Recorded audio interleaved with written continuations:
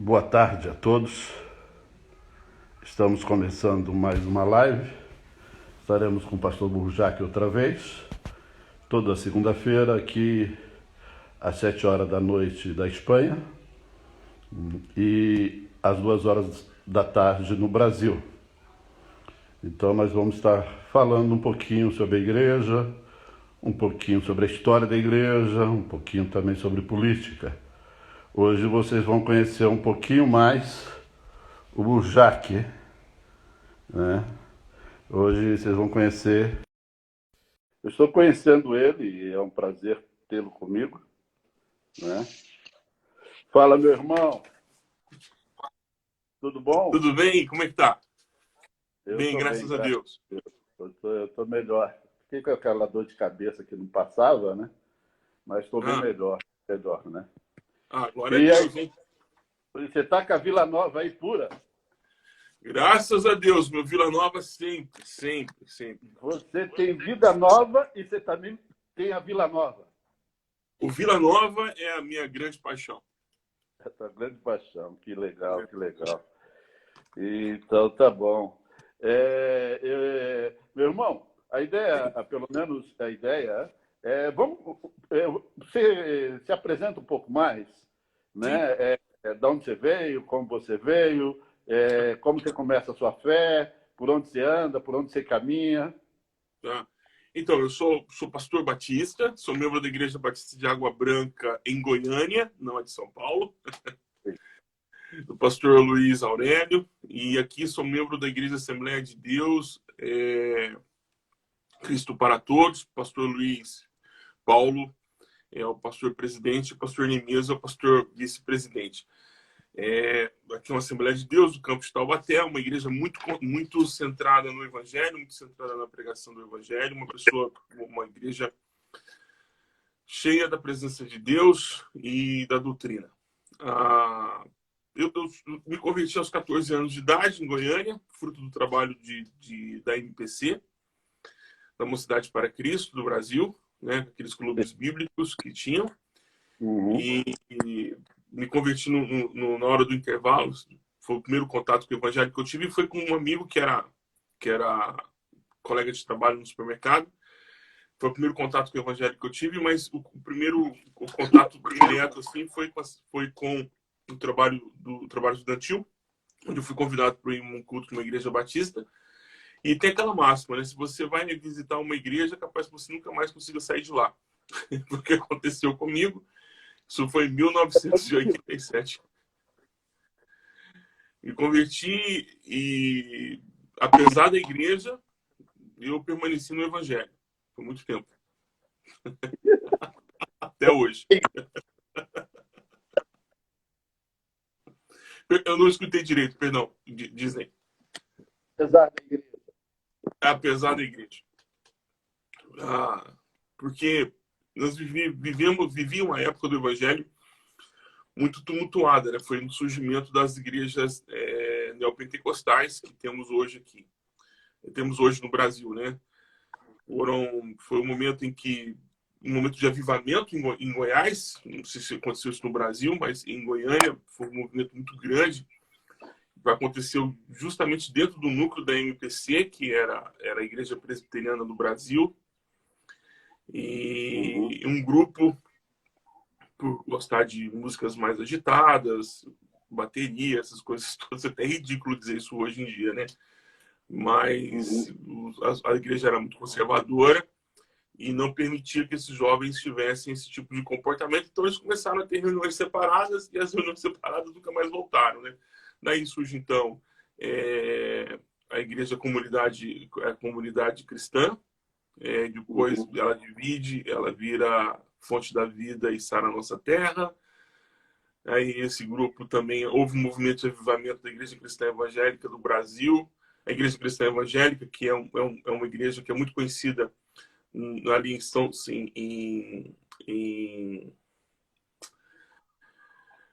em Goiás, né? São missionários americanos, congregacionais, que se reuniram e formaram essa denominação no Brasil, ali e também onde é o Parque Industrial da Embraer, fugiu agora o nome da cidade. É em São José dos Campos? São José dos Campos. Em São José dos Campos e em Goiás eles são muito fortes. É muito forte a igreja, que é a Cristã Evangélica, que é a reunião de missionários, eram missionários indigenistas que vieram trabalhar com as missões Novas Tribos, formaram essas missões e formaram essa congregação lá em torno de uns 80 anos. E essas igrejas foram pela última onda de avivamento das igrejas, que iniciou nos anos 60, ali em Belo Horizonte, né? Aí as igrejas foram renovando, foram passando por um momento de avivamento, a igreja presbiteriana renovada, a igreja batista renovada, e aí isso chegou em Goiás uma última onda, porque lá as coisas demoram um pouco para chegar. E eu assisti essa última onda. Eu não assisti a primeira onda, que foi essa que formou esses grupos na década de 80, mas eu peguei a última onda da década de 90 por anos 2000.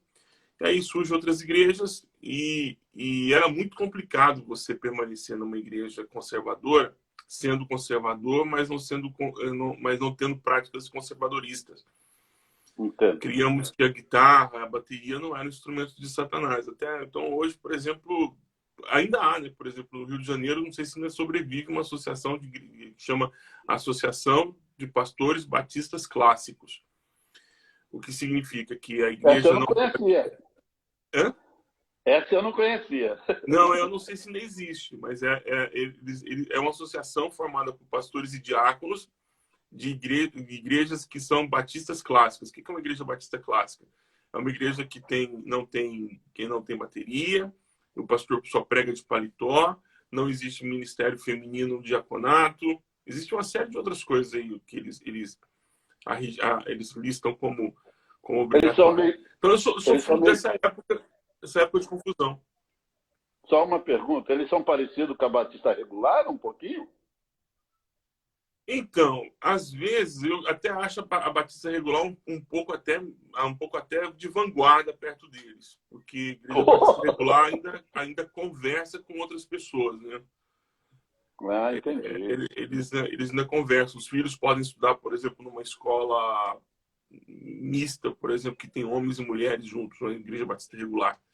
Essas igrejas batistas clássicas, acho que eles estão indo até para esse ponto, porque é um grupo que se apoia muito do que está acontecendo no sul, nos Estados Unidos, das igrejas, algumas igrejas batistas, algumas associações, em que estão indo ao ponto de não permitir nem que a mulher fale na igreja. Então, ainda existe isso, né? Infelizmente. Eu não entendo. Tá bom. Mas tá bom, vamos deixar essa igreja aí, que não pode ler a Bíblia, então. Mas tudo bem, deixa aí. E uma coisa, e o seu chamado para o ministério, como foi isso? Então, foi assim, quando eu tinha em torno de 19 para 20 anos, eu morava em Uberlândia, e o pastor Nelson era o pastor da primeira igreja batista de Uberlândia. E, rapaz, eu assim, 20 anos morando sozinho, sem entender nada que estava acontecendo com a vida, chorando para um lado, chorando para o outro, desesperado. Um dia ele virou para mim e falou assim: olha, não adianta, o seu ministério é o ministério pastoral. Isso que eu estava com 20 anos. Ele falou, e eu falei, sério? Ele falou, sério. Aí eu chorei mais ainda, porque eu conhecia a vida de alguns pastores. Eu falei, mas essa vida eu não quero. Essa vida eu não quero, E de repente, eu voltei para Goiânia e encontrei minha esposa e falei, olha, eu estou indo para o seminário me preparar. Aí, antes de eu falar que eu estava indo para o seminário me preparar, ela disse, olha, eu não me caso com pastor. Com pastor eu não me caso. Aí eu deixei quieto esse assunto por uns 10 anos. 10 anos? 10 anos. Você não foi ao seminário aos 20, então? Não. Casei e fiquei quieto. E o que acontecia? A minha experiência é o que acho que na vida de quase todo outro pastor. Você não se vê pastor. As pessoas te veem pastor. Sim. Então você chega num lugar que as pessoas não te conhecem e começam a dizer, pastor, era assim onde eu trabalhava, era assim eu ia, às vezes, visitar um irmão em uma outra igreja não ia nem pregar, só ia visitar. E a pessoa falou, obrigado por ter vindo aqui, pastor. Quer dizer, as pessoas começam a se identificar como pastor, mas você não é pastor. Sim. E aí você descobre que não é você, é a igreja que define, né? Claro. E então, em 2003, eu fui ao seminário pelo pastor José Marques. O pastor José Marques era o pastor de uma igreja. Eu era membro de uma outra igreja. E ele falou, olha, você tem que ir para o ministério pastoral. O pastor da igreja onde eu era membro, ele disse que não era para eu ir para o seminário. Mas o chamado era muito grande, né? Eu já tinha a convicção. Então, eu fui. E desde 2003 eu dou graças a Deus porque foi a tomada de decisão mais correta da minha vida. Amém. Louvado seja Deus. Então, nesses 17 anos de ministério pastoral, você não se arrependeu? Muitas vezes. Muitas vezes. Muitas vezes. Muitas vezes. É uma das coisas que eu acredito, todas as pessoas que se acham pastor não são pastores. Tá? Eu vi um monte de gente querendo ser pastor, achando que era pastor, né? E só porque o cara pregava mais ou menos, bota mais ou menos, bem menos que mais, tinha um pouquinho de eloquência, e eles achavam que seria pastor, né? E essas pessoas ficaram no caminho. Eu conheci vários, assim, né? Porque esse ministério é um pouquinho parecido com o chamado de Moisés. Você não quer. É claro que Moisés, a história dele era muito maior, muito mais complexa que a nossa. Mas, geralmente, a pessoa ela tem medo, né, da responsabilidade e não sabe a dimensão do ministério na sua totalidade. E você olha pelo nível de pastores que existe ao seu lado, né? Sim. Então, eu até digo assim, eu não tinha uma... Não é que eu não tinha uma carreira. Eu tinha uma profissão. Eu sempre trabalhei com vendas. Não é que eu não tinha emprego. Eu tinha emprego. Não é porque eu não tinha emprego, eu não tinha opção. Foi o chamado, foi realmente... Eu tive que deixar algumas coisas para poder abraçar de tempo integral esse chamado de Deus para o ministério pastoral. Se Jesus me perguntasse hoje, coisa que acho que ele não vai fazer, mas se ele me perguntasse hoje se eu gostaria de mudar de função, sim. E ele fala, não, eu vou te autorizar, te darei a minha autorização, a minha bênção, vou continuar com você, fica tranquilo. Se ele não me abandonar, eu ia fazer outra coisa. Ia? Porque é muito difícil, por exemplo, é muito complicado. Eu já enterrei gente no dia do meu aniversário. Eu enterrei uma irmã às 5 da tarde, às 7 e pouco da noite, estavam cantando parabéns para mim e me abraçando. Já enterrei uma criança pela manhã, um recém-nascido, e ter que visitar um outro recém-nascido 4 horas depois, e ter que lutar com essa ambiguidade de sentimentos o tempo todo. A vontade de mandar muita gente e pastar, quando você, na verdade, tem que dar uma palavra pastoral para essa pessoa e ser resiliente, ter paciência. O ministério pastoral não é fácil. Não é fácil. E acho que o lugar onde mais dói para o pastor é quando você tem que calar a voz da sua família para que ela não contradiga a orientação que você dá para a igreja, entende? Eu te explico, por exemplo, uma das minhas filhas, uma das férias que nós tivemos, poucas férias nós tivemos na praia, mas quando nós fomos à praia, porque para o Goiânia, para a praia é uma coisa muito cara, ela queria fazer uma tatuagem de rena. Uma tatuagem de rena. Sim. Eu disse, não, eu não tenho nenhum problema com tatuagem, nenhuma. A igreja onde eu sirvo aqui, por exemplo, tem restrições a quem tem tatuagem, orienta que não. Os pastores, eu acompanho a orientação pastoral da igreja, eu não sou do tipo que vai criar confusão, porque não. A regra aqui é essa, se não quer, a porta da sala é serventia da casa. Claro. Mas para que eu não tenha que depois ter que lidar com o outro irmão que proíbe o seu filho, mas olha, a filha do pastor pode, porque o pastor deixou, por que o senhor então não vai deixar? Aquela coisa, para não ter que causar confusão na casa do irmão, eu tenho que calar a voz dos meus filhos. Isso talvez tenha sido o maior sacrifício que eu tenha feito ou eu não, na verdade, eu tenha levado a minha família a fazer em torno do ministério pastoral. Graças a Deus, assim, as minhas filhas, no momento, nenhum filho entende, mas depois eles falaram, não, agora a gente entende, a gente compreende que é para, que eu chamo aqui em casa de administração de relacionamento. A gente administra relacionamentos. Tem problema que a gente pode causar, que a gente consegue segurar. Mas tem problema que é desnecessário, que a gente pode evitar, então a gente evita. E essa é uma dose de sacrifício que a família do pastor tem que fazer. Uma pergunta. Você tem quantos filhos? Tenho 4 filhos. Qual a idade deles? Eu tenho uma de 22, tenho uma agora que vai fazer 17 no mês de maio, tenho um outro que faz agora 16 em agosto e um que faz 11 agora em junho. Ah, interessante. Interessante. Qual é mais difícil? É claro que eu deveria perguntar para ele, não para ti. Administrar, Verdade. administrar a esposa, ser a esposa de pastor ou seu filho de pastor? Tem que perguntar para eles, viu? Mas para ti, na sua relação pastoral?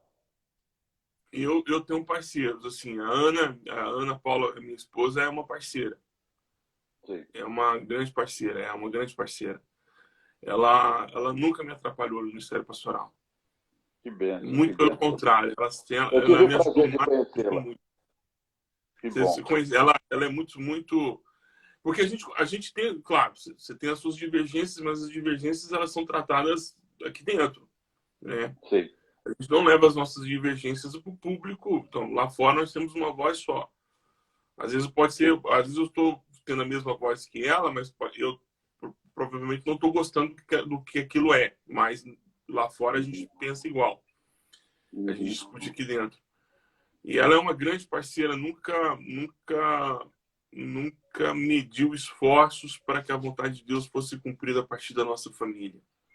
Ela abandonou muita coisa. Ela mais do que eu. Ela mais do que eu. Ela deixou mais coisas do que eu. Muito mais coisas. E esse chamado para a missão? Para quem não sabe, ele está agora aqui na Espanha. Sim. Na Igreja Assembleia de Deus, né? Porque é uma coisa assim interessante. Você era batizado, está na Assembleia de Deus.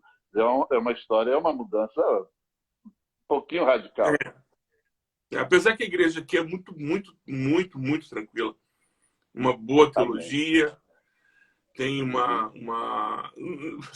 tem uma coordenação muito forte, muito presente, muito bíblica do pastor. É uma igreja bíblica que preza a palavra. Então, aqui não tem festividades. A dinâmica da Assembleia de Deus aqui não é igual aqui.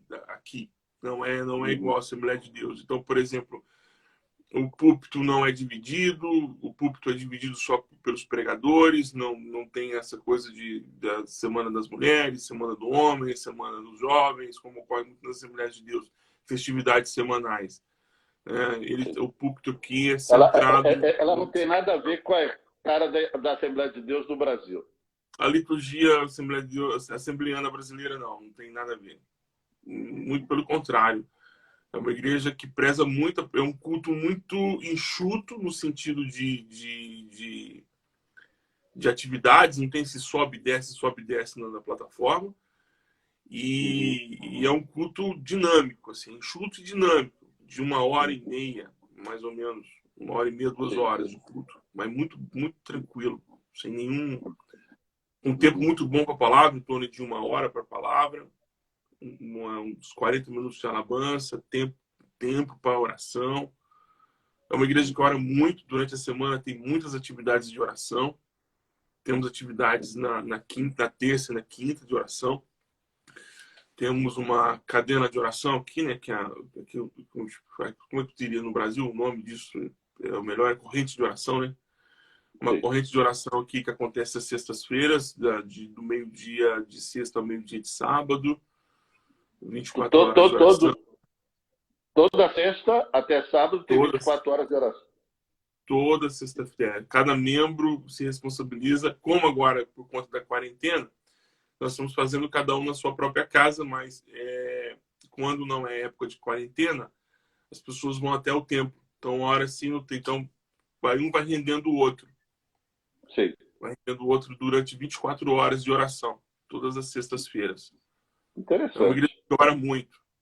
Eu acho que a igreja ela perdeu no tempo o seu momento de oração. Eu fico feliz por isso. É um ponto Aqui ora muito. muito positivo. Muito Aliás, é porque a positivo. característica do pastor, né? O pastor e da sua esposa, a pastora Lucy, que são Uhum. duas pessoas de oração. E Aleluia. todos os dias, né? A igreja abre às 6 horas da manhã, às 6h30 da manhã, das 6h30 até às 8 da manhã, todos os dias, para quem está indo para o trabalho, quer dar passada lá, gastar um tempo, ficar um tempo de oração, fazer sua devocional ali na igreja. Então, todos os dias, de segunda a sexta, se abre o templo para oração para quem está indo para o trabalho pela manhã. Agora, por conta da quarentena aqui na Espanha, não, mas todos os dias o pastor Luiz está lá pela madrugada, ele e um irmão que se chama Juan Carlos. Juan Carlos, todos os dias, está na igreja para um período de oração pela manhã. O pessoal que sai para o trabalho ou vão para as fazendas aqui, né? Eu trabalhando no campo, ou vão para as empresas, passam lá e meia hora, 40 minutos de oração. Muito bom. Amém. Amém. E uma coisa, é tudo em espanhol. Tudo em espanhol.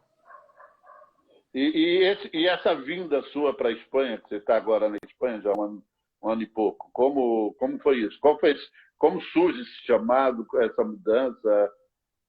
Eu estava em Goiânia por conta, eu estava dando aula numa universidade e aí estava passando no centro de Goiânia e a cidade de Goiânia é uma cidade onde tem o maior número de prédios em Art Deco do mundo.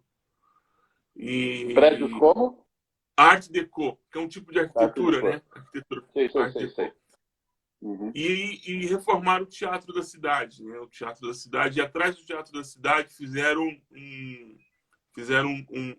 revitalizaram e fizeram aquelas fontes que soltam água por baixo, sabe? Como ali em Roma, em outros lugares. Uhum.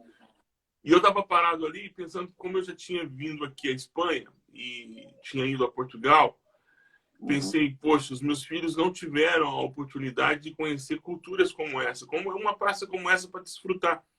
Porque as pessoas da minha cidade, muitas não conseguem desfrutar da arte, né? E da cultura. Eu falei, poxa, seria muito bom se eles tivessem a oportunidade disso. Quando Deus me disse, não, eu vou te levar para a Europa. Assim, é dessas coisas que é difícil explicar para um batista, né, e para um presbiteriano, mas é fácil explicar para um assembleano. O assembleano entende isso fácil, ele não precisa nem te perguntar o que foi que aconteceu. O batista te pergunta, foi uma voz audível? Foi um sentimento no coração? Foi a sua própria voz? Foi a voz do Charlton Heston? Foi de quem? Quem que você ouviu na sua cabeça aí? O pentecostal não tem nenhum problema com isso, né? Mas os tradicionais ainda tem. O tradicional ele quer saber como foi isso, se foi em 2 vias, se foi em 3 vias, se foi papel carbonado, como é que foi, se foi por e-mail. Então, é a convicção que eu viria para a Europa. Eu até então, aí o que acontece? Eu estava dando aula, e aí como é que são essas coisas? E estava almoçando com um pastor, a gente estava almoçando, de repente ele para e começa a olhar para o nada, assim, né? Começa a olhar para o vazio e opa, cada um com seus problemas com o almoço, né? Eu continuei comendo. Claro. E aí, de repente, ele para e fala assim, olha, eu te vi fora do país. Eu não sei onde, mas é fora. O senhor vai te enviar. É para você ficar tranquilo. O senhor vai te enviar para fora. Daí ele pediu para te confirmar que vai te enviar para fora. Eu falei, então tá jóia. E aí, liguei para minha esposa. Falei, olha, Ana, nós vamos embora. Nós vamos embora de São Paulo. E ela... Você estava em São Paulo? Já estava em São Paulo, já. Ela falou, nós vamos para onde? Falei, vamos para a Europa. Mas onde? Não sei. Nós vamos. Quando? Também não sei. Nós vamos. Aí, eu conversei com o Ari, né? O Ariovaldo Ramos. O senhor e o Ari falou, certeza? Falei, certeza. Entrei em contato com algumas missões, uma missão em Portugal, essa missão não podia receber a gente, entrei em contato, tudo isso via Kairos, né, na época, com uma missão em Madrid, a missão também não podia receber a gente, entrei em contato com a missão aqui, que é a missão Andalúcia, que a gente já tinha contato quando eu vim aqui à Espanha, foram eles que nos apresentaram a Andalucia aqui, que é o pastor Luiz, ele falou, ok, temos que pensar. Porque ele, como todos os outros pastores aqui na Espanha, você pode dar o testemunho disso também, sofreram e ainda sofrem com a vinda de missionários brasileiros, porque alguns dos nossos colegas são desonestos em seus compromissos com a igreja local. Porque eu não sei se os irmãos que estão assistindo a live sabem, mas você não pode vir para a Espanha assim, eu vou para a Espanha. E não é assim. Você tem que ter um convite de uma igreja local. Ela tem que entrar com um pedido no Ministério da Justiça e Culto aqui. E daí enviar para a embaixada no Brasil. Daí você vem com um ano, mas você vem com um ano ligado e atrelado a essa igreja local. Você não está livre aqui para poder fazer o que você quer. Você tem um compromisso com a igreja local. E muitos que vêm aqui com compromisso com a igreja local dão pinote. E foi o que aconteceu com ele e com muitos outros brasileiros. Sim. Aí ele foi ao Brasil junto com o filho dele, porque eles tinham uma série de conferências para dar no Brasil à época. E aí fizeram uma entrevista comigo e com a Ana lá em São Paulo, conversaram, perguntaram muitas coisas. E desde então a gente vem construindo um bom relacionamento com a família pastoral e com a igreja aqui. Então aí conseguimos, fechou, ele fez o convite, viemos para cá. Então já é o segundo ano, estamos caminhando já o ano que vem para o terceiro, né? Aqui, se Deus quiser, aqui na Espanha. A minha ideia, como nós vamos ter uma live toda semana, e estamos querendo colocar isso no YouTube, cada live. Uma dessa segunda-feira vamos falar sobre os missionários, né? Porque é muito triste, fico muito triste com isso. E próprio em Valência, eu tive um missionário brasileiro e o outro missionário que não era brasileiro, não vou citar a nacionalidade, que acaba trazendo o problema, né? Mas isso vamos deixar uma live só para falar sobre isso, né? Eu queria que o povo te conhecesse, soubesse quem é você, um pouquinho dessa sua história, né? Eu louvo a Deus por ter colocado você no meu caminho, né? Um pouquinho antes agora, em dezembro, que nos encontramos. E eu fui visitar um amigo que estava precisando, que está vindo para Valência também, um missionário também, carioca, Weber, e nós nos encontramos. E para mim, aquelas 3 horinhas que ficamos juntos foi muito proveitosa, né? Foi muito interessante. E eu estou crendo, verdadeiramente estou crendo que Deus tem alguma coisa a mais com nós dois. Eu estou verdadeiramente crendo nisso. Eu estou crendo que Deus vai gerar alguma coisa, né? Eu louvo a Deus pela sua vida, né? Porque eu te conheci no Brasil, eu estive contigo, graças também ao Ari. Até hoje o Ari mandou uma mensagem para mim depois de muitos anos, ou depois de muitos meses, né? Não sei se foi anos, não sei se chega a anos, mas meses sim, né? E se cuide aí, cara. E eu louvo a Deus por você estar aqui, porque existe um campo aqui, nós temos uma igreja. E aí essa igreja ela é diferente da igreja brasileira e precisa de muita gente boa. E quando o missionário vem e dá uma testemunho, é horrível isso. É horrível. Horrível. Né? Porque quando eu vim e falei que seria missionário, na Ferez, a maioria das pessoas foram ganhadas para Cristo por causa de um missionário.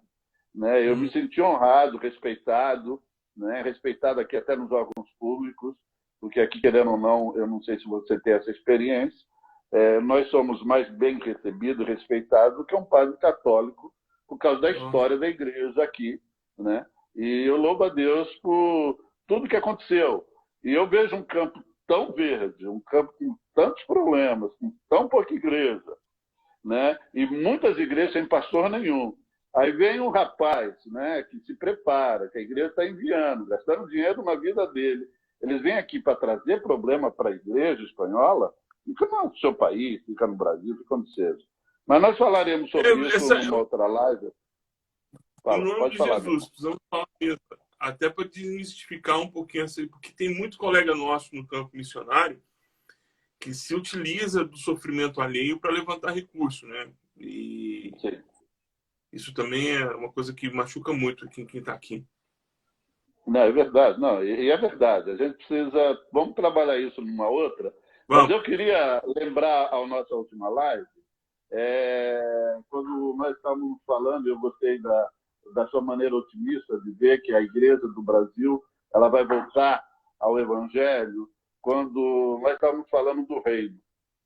Porque na história da igreja, o reino de Deus não foi tão relevante desde os primórdios, nos primórdios sim, em Atos 2, Atos 4, se você vê a igreja, e até a igreja do Apocalipse, a igreja ela tem um cuidado diferente, uma maneira diferente de ser igreja, ela entende mais o reino do que a igreja depois do século IV, e principalmente da igreja mesmo do século XVI, da Reforma Protestante, porque o reino de Deus não é falado, não é divulgado, não é mencionado na história da igreja.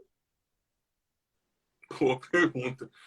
Eu acho que acho que fala-se mas fala-se de outras formas. Eu não falo de forma muito explícita. O que eu sei, eu vou falar pela minha experiência, né?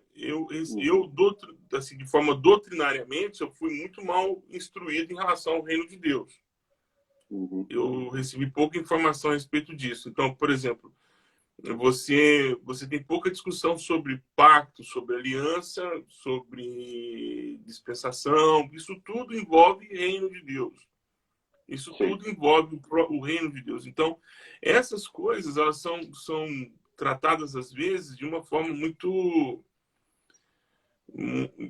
ou esquecida. Então, e é o ponto central de toda a discussão que nós estamos tendo aqui. Porque quando você entende o reino de Deus, você não cai na cilada que caiu Nicodemos. De chegar e falar para Jesus, olha, eu sei que és vindo da parte de Deus, que tem como aí Jesus fala, você não tem como falar absolutamente nada sobre Deus, porque o reino de Deus se fala de dentro, não se fala de fora. É algo que se experimenta para se falar, não é algo que você analisa do lado de fora. Sim. E tem muita gente caindo nessa cilada, tá falando do reino de Deus sem ter experimentado o reino de Deus. E é chave central para poder entender. Quando você entende o reino de Deus, você consegue ter um bom equilíbrio em relação às suas perspectivas escatológicas, você tem um bom equilíbrio em relação à evangelização, você tem um bom equilíbrio em relação até ao trato afetivo com as pessoas que estão na comunidade religiosa, ou comunidade local ali. Você consegue entender. E não só isso, você rompe as barreiras, aquela barreira física do sol que os olhos estão vendo. Porque nós não lidamos só com aquilo que os olhos veem. Nossa luta não é contra aquilo que os olhos veem, carne e sangue, né? Claro. Aquilo que está materializado. A nossa luta é contra as estruturas que estão por detrás das estruturas. Há uma estrutura muito bem elaborada por detrás das estruturas. E quando você compreende a função e reino, e a sua presença no reino, você entende até o seu trabalho em termos de missão. Deixamos para trás esse assunto e começamos a tratar o reino de Deus como pequenos feudos, né? Então, o reino de Deus passou a ser como o culto deve ser muito bem elaborado, como as músicas devem ser de excelência, como deve ser a adoração. A adoração a Deus é parte do processo do reino, né? Sim. Alguns chegam a dizer que a adoração é tudo. Adoração, quando eu estou fazendo tudo. Bom, eu penso que adoramos a Deus, né, em espírito e em verdade, quando estamos de fato trabalhando para Ele. Mas adoração só é possível porque houve remissão de pecados. E se houve remissão de pecados, então você passou a ser cidadão de um reino, de um reinado que tem uma legislação própria e um jeito diferente de se fazer as coisas. E isso precisa ser compreendido. E escapa muito dos irmãos isso. Escapa muito das nossas mãos essas coisas, essa compreensão. Por isso a gente entra em discussões desnecessárias. Por exemplo, eu penso às vezes, recebi notícia agora há pouco que uma igreja está gastando 600 mil reais, já gastou 600 mil reais na construção de um prédio e já vai gastar mais 600 mil reais na construção de um prédio. Para terminar, vai ficar em torno de 1.200.000 reais. Eu penso, poxa, esse colega pastor que está conduzindo essa construção, ele tem noção do que significa reino de Deus? Porque não é só... mas aí a resposta mais rápida é não, mas lá vai ter ambulatório, a igreja vai ter ambulatório odontológico, médico, psicológico, vai ter assistência. Não, tudo bem, que seja. Mas são 1.200.000 reais. Sim. Entende? 1.200.000 reais. Gastos por um patrimônio que muito provavelmente, mesmo que não fique ocioso, conforme ele está dizendo que não vai ficar, ainda são R$ 1.200.000. Sim. Aí eu perguntava, o que tem isso a ver com o reino? A pergunta é, o Senhor deste reino te autorizou a fazer o que você está fazendo? Qual é a perspectiva de você construir uma tenda tão cara? A pergunta, você tem que perguntar. Eu não estou dizendo que você não tem que ter conforto, que você não tem que ter... O verão espanhol, não sei como é que é o verão em Valência, mas o verão aqui na Andalucia é 49 graus. Eu sei. 49, 50 graus aqui, 2 horas da tarde, de 2 às 8 de 2 da tarde às 8 da tarde, porque o sol vai embora lá para as 10h30 da noite no verão. Você não consegue andar na rua. É impraticável. Isso é impraticável. Então, no culto, por exemplo, a gente precisa ter refrigeração. Não estou dizendo que não é isso. Eu estou dizendo que precisa ser 1.200.000. Entendo. Entende? Eu fico vendo, né, a briga dos meus amigos. Eu sou pernambucano, nasci de São Paulo, meu coração é gaúcho, meu pulmão é catarinense e meus rins é do Piauí. Eu trabalhei nisso tudo aí para entender um pouquinho. Mas a minha base hoje é Santa Catarina. Né? Eu tenho muitos pastores amigos ali. Eu tenho pastores amigos no Brasil inteiro, mas Santa Catarina mais, porque foi lá que eu fui pastor durante 12 anos em Timbó. E eu vejo a briga que eles tiveram, brigando com o governador. O governador é filho de um pastor batista nacional, amigo meu, né? E o governador Moisés. E eu vejo uma luta em glória para abrir o templo da maneira que estão sendo abertas. O templo até... O que tem a ver o templo com o reino? Uma pergunta para ti. Nada. Já que você é o nosso professor. Nada. Assim, para Israel, Israel não é a religião do templo. Sim. Porque Israel ficou do exílio, da saída do êxodo do Egito até Salomão sem templo. Sim. Entende? Sem templo. E depois o Reino do Norte e o Reino do Sul dividiu, o Reino do Norte ficou sem templo. Ficou com um lugar de culto, uma cidade de culto, mas ficou sem templo. Templo oficial. O conceito bíblico, na verdade, não é templo, é cidade, né? Porque Deus sempre conduziu para um lugar, para um rincão, um sítio. Canaã, que emana leite e mel, e é isso. E em Canaã, o povo está em Canaã, e Canaã tem a cidade, que é a cidade centro, que é Israel, que é Jerusalém, a cidade da paz. O nosso movimento é um movimento para a cidade. Deus chama a gente, por exemplo, diz lá em Hebreus que nós saímos do Monte Horebe e fomos para o Monte Sião. Quer dizer, não tem templo. Sim. Jesus disse que esse templo vai ser destruído. Jesus disse que, Paulo ainda fala que Deus não habita mais em templos construídos com mãos humanas. Pedro usa a analogia do templo, mas dizendo que cada tijolo do templo somos nós e Jesus é a coluna central. Então, a ideia de templo, por exemplo, até a ideia de João na ilha de Patmos fala que não há templo, porque nós habitaremos em Deus e Deus habitará em nós. Definitivamente, não haverá sol, não haverá lua. Então, você não tem ideia do templo. Não tem ideia do culto. O culto vai ser o tempo todo, como os anjos. João viu anjos, miríades de anjos cantando, santo, santo, santo. Então, essa concepção de um Deus local e geográfico, ele é mais pedagógico pelo tamanho da nossa estupidez do que necessariamente porque Deus deseja que a coisa seja dessa forma. Então, é uma forma carinhosa, né, de Deus em relação a nós, de dizer, olha, construa um templo. Tá bom, construa um templo. Não tem problema, não. E aí, Salomão fala, olha, eu construí o templo, mas ainda não tenho certeza que o senhor vai estar aí, que o senhor vai ouvir. Aí Deus vai para ele e o senhor fala, olha, tá bom.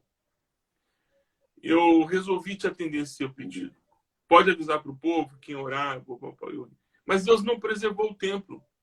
Se o templo fosse essa coisa toda para ele, ele não teria deixado nenhum deles serem destruídos, nem o de Salomão, nem o que Herodes reconstruiu. Ninguém não teria, inclusive o templo estaria erguido até hoje. O templo não é símbolo de absolutamente da presença de Deus. O que é presença de Deus na vida, o que é templo e certeza da presença de Deus é a igreja. A manifestação de Deus se dá por meio da igreja, não por meio do templo. Então, eu não sei esse fetiche que as pessoas têm por prédio.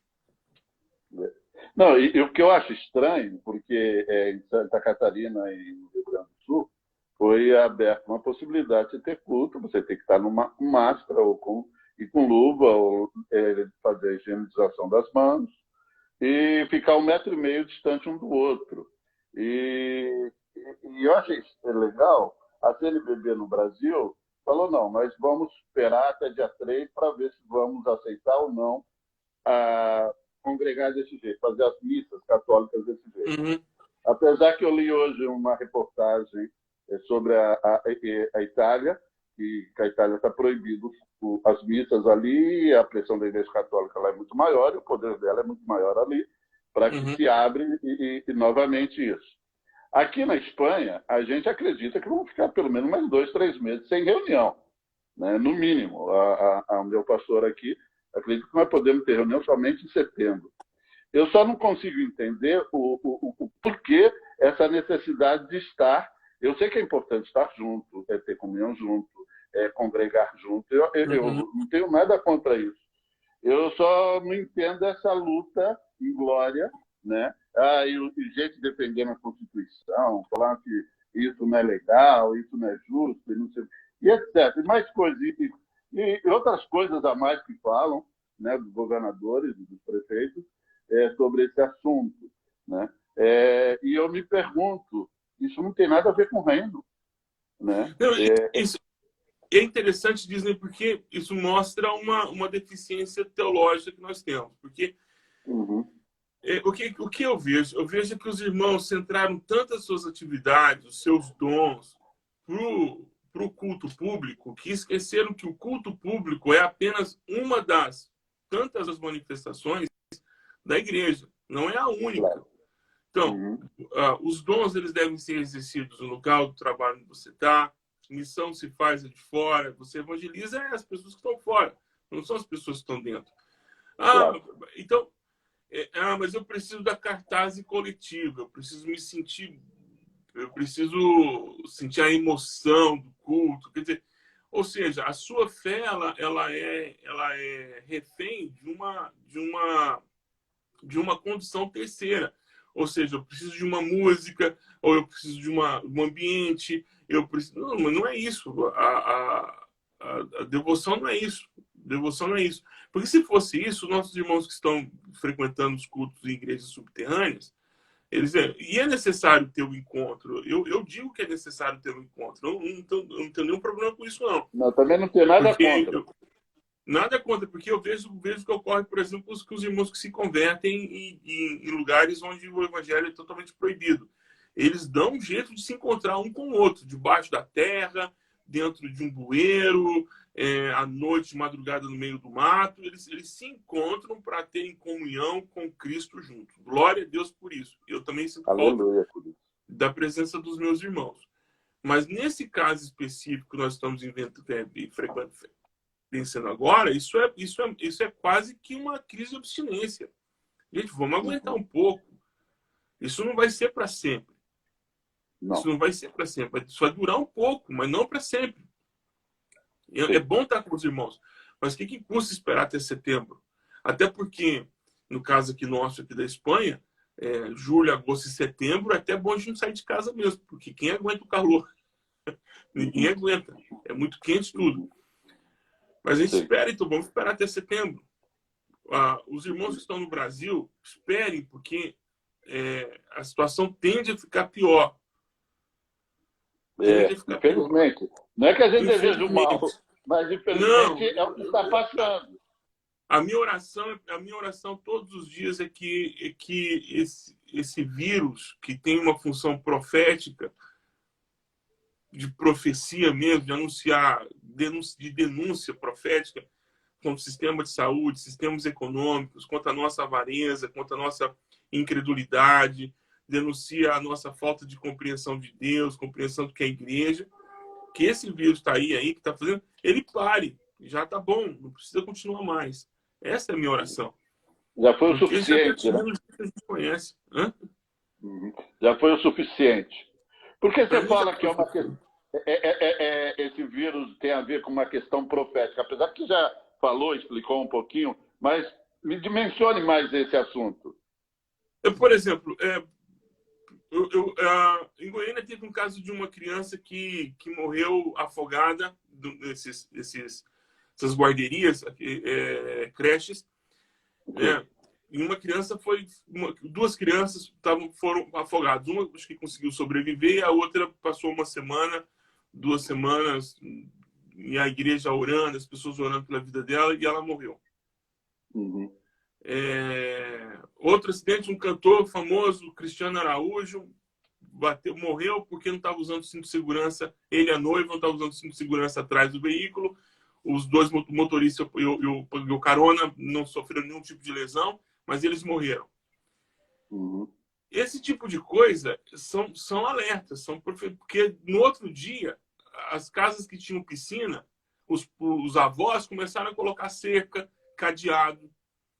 As creches que não tinham segurança nenhuma em relação às suas piscinas começaram a ter e criaram um mecanismo de segurança.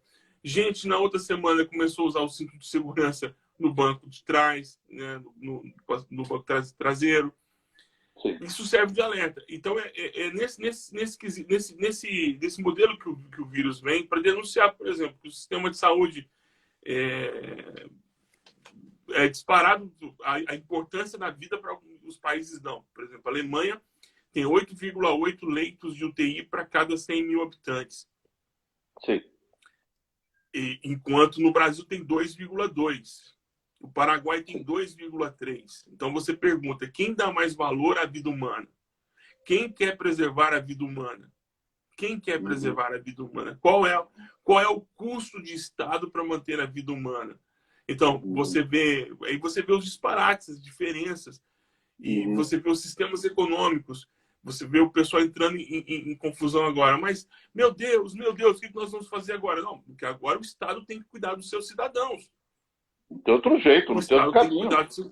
Não, o Estado tem que cuidar dos seus cidadãos. Um vírus desse jeito não é cada um por si. O Estado tem que...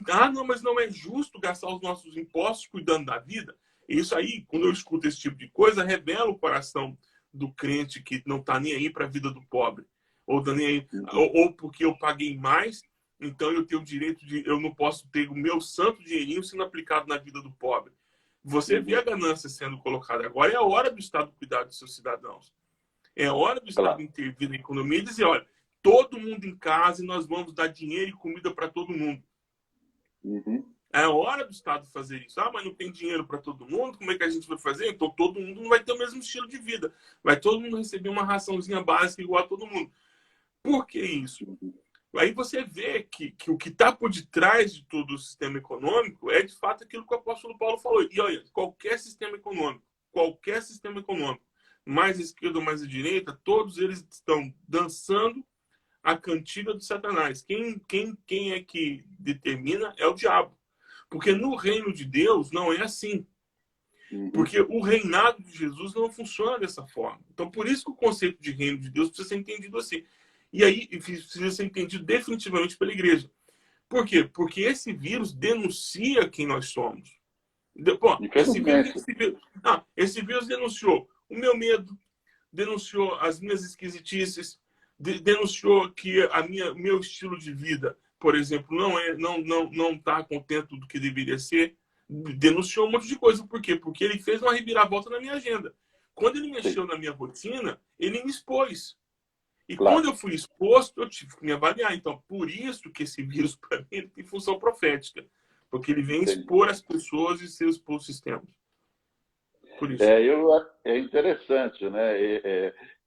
Para quem não sabe, eu e o Guilherme, nós não nos conhecemos tão bem assim. É verdade. Para questão teológica, né, questão política, a gente conhece muito pouco nessa área, né? Mas é interessante isso. Não existe um sistema perfeito, politicamente falando, nem da direita, nem do centro, nem da esquerda, né? Entende? E eu achei interessante que, querendo ou não, você disse que tudo isso, de alguma maneira, ainda pertence ao reino do diabo, ao reino de Satanás, né? E a igreja ainda fica perdendo tempo nisso. Eu quero fazer uma live sobre perda de tempo, né? Eu até preguei no sábado numa igreja, porque nós esquecemos de Jesus, mas isso é outra live, é outro tempo, né? Mas, meu irmão, você disse na segunda-feira passada que você crê ainda no arrependimento da igreja no Brasil, do Brasil. A igreja no Brasil, a igreja não é do Brasil, a igreja está no Brasil, né? A igreja brasileira. Sim. O que leva você a crer nesse arrependimento? Assim, dizem, creio porque existem pastores que são fiéis a Jesus. Assim, esquece essa ponta da pirâmide, esses pastores midiáticos, pastores esses referenciais. Esquece. Então, eu estou dizendo assim, eu digo assim, cortando uma linha geral, tirando inclusive o Ari, o Ed, tira todos esses. Os bons e os ruins que têm presença de mídia, todos eles. Os bons e os ruins, tire todos. Tem uma base da pirâmide que está trabalhando. Tem uma base, a igreja não são essas pessoas. Eles são, digamos assim, mentores, pessoas que inspiram, mas é a base que está trabalhando de fato mesmo, assim, está pondo a mão. Tem gente que está subindo o morro. Sim. Tem pastor subindo o morro, tem pastor que está oferecendo a sua própria vida em termos de risco, de saúde. Não só criando movimentos para isso, mas é ele mesmo, ele como pessoa, assim, entendeu? Ele como pessoa. Sim. E não ele está lá. Ele não é o tá teórico, lá. né? Não, eu isso, sempre dizia, eu falei, nós temos mais teórico do que praticante. Então, mas essa base, esses irmãos, eles não vão deixar. Jesus está fortificando a vida deles. E está operando por meio da vida deles, sabe? São pastores e pastoras de igrejas de 30, 20, 50 pessoas. São pastoras e pastores que dividem parte do seu dia na roça e parte do seu dia na igreja. Gente que chega do trabalho sujo de mão suja de graxa, porque trabalhou o dia inteiro na mecânica. E às vezes não dá nem tempo de tirar a graxa debaixo da unha, mal dá conta de dar 2 colheradas ali, já está no culto à noite, celebrando o culto de oração. São pastores que colocam cestas básicas, ele mesmo precisando da cesta básica. Sim. E põe cesta básica dentro do seu Corcel 2 lá com R$20 de gasolina para levar a cesta básica para o irmão que está precisando. E às vezes contando com uma oferta que vai levantar no meio do caminho para poder pegar um pouco de gasolina para voltar. Esses estão operosos. E eles estão em todos os lugares.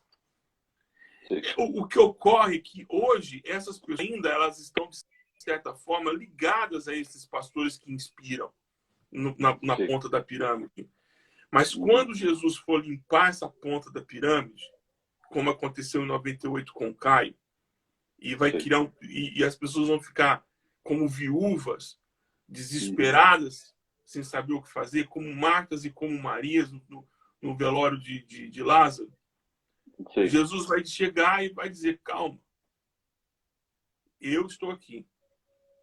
E aí elas vão entender que a força motriz do trabalho delas não é o que esses homens estão inspirando. Eu sou inspirado por eles. Mas a minha dependência não pode ser deles. A minha dependência deve ser de Jesus. Acontece que a dependência de Jesus e inspiração, às vezes, se confundem. Sim. Então, esses irmãos eles vão perceber essa ruptura, mas eles vão sentir o baque, mas Jesus não vai deixar a coisa parar. E eles vão continuar trabalhando. E exercendo a obra que estão exercendo. Aquele pastor que está lá na vila mais distante. Sim. Na vila mais distante. A igreja sem reboque. Os vidros, as janelas sem vidro. Tudo no plástico. tendo que afastar as cadeiras por conta da chuva, fazendo pamonhada para poder colocar o piso de um piso mais decente ali na igreja, no templo. Esses homens e mulheres, o Senhor tem aos montes no Brasil. É essa igreja que vai sobreviver. Essa vai sobreviver. As de grande estrutura, eu não sei se elas vão aguentar muito baixo. Sabe por quê? Porque as de grandes estruturas, como todo negócio, entre aspas, você tem as curvas. Você tem curva A, curva B e curva C. Então, você tem os membros de curva A, os membros de curva B e os membros de curva C. Os membros de curva A, que são os endinheirados da igreja, esses eles vão embora muito rápido. Sim. Esses vão embora muito rápido. Os de curva B é o segundo lote que vai embora. Agora, os de curva C são os que sustentam a igreja. São os que sustentam a igreja. Então, dependendo do tamanho das curvas A, B e C que você tem na igreja, o pastor que está me ouvindo agora aí, você se prepara que você pode ficar na mão, dependendo do tamanho da tua comunidade. Sim. Porque quem vai ficar e vai batalhar pela igreja são os de curva C. É o assalariado, é a empregada doméstica, é o irmão do salário mínimo e aposentados. Porque os de curva A e curva B, quando o evangelho precisa ser pregado, são os primeiros que vão embora. São os primeiros que vão embora. Por experiência própria. Você começou a falar alguma coisinha que não funciona do jeito que ele quer, ele vai embora. Ele vai... Quantos empresários você não conhece Disney aqui? Eu conheço muitos, que quando se converteram, foram lá, todos cordeirinhos, foram membros da igreja como cordeiros, mas com o passar do tempo, viram que o dinheiro e o poder que eles davam para a igreja estava sendo utilizado não do jeito que eles queriam, eles foram embora e abriram suas próprias congregações. Eu conheço alguns. Eu vi isso muito, eu vi muito isso. Né? E é o que ocorre. E é incrível isso, né? Essa turma A e B, né? Eu uso o termo do crente rodoviária, né? Ou se ele não abriu a igreja dele, ele já passou por todas as igrejas da cidade. Sim, mas não firmou nenhuma. Ele é assediado o tempo inteiro. Ele é assediado por todo mundo. Sim, ele é assediado por todo mundo. Eu conheço uma congregação que o pastor mudou o estatuto da congregação para abrigar o cara, porque ele tinha dinheiro. No estatuto da igreja não permitia presbíteros e nem diáconos no segundo casamento. Aí ele mudou o estatuto da igreja para poder dar condições. Mantê-la. Eu achei interessante. Você estava falando a igreja da vila, a igreja do interior, e a maioria desses pastores, eles até entendem menos o reino, mas vivem muito mais o reino. Né? Vivem muito mais o reino. Né? Nós temos que encerrar, meu irmão, para a gente não ficar sem despedir do povo. Nós só temos 1 minuto e meio. Tá bom. Tá? Segunda-feira nós estaremos de novo, vamos continuar falando. Não sei se vai ser sobre missão, mas vamos dizer antes qual será o nome da live. Né? Mas obrigado, continue firme, se cuide. Um abraço à família. E a semana que vem a sua esposa chega, né, do Brasil, né? Em nome de Jesus. Amém. Dá um abraço em todos. Vocês que estão nos ouvindo. Isso vai estar... Vamos hoje colocar isso também no YouTube. Né? E 24 horas está aí para você ouvir um pouco dessa aula aí do Burjac, um professor, um missionário, um pastor. E uma bênção para a Espanha e uma bênção para a Igreja de Jesus Cristo. Viva o reino, lute pelo reino, batalhe pelo reino e conheça o reino. Que Deus vos abençoe muito. Um abraço. Amém. Tchau, gente. Tchau, irmãos.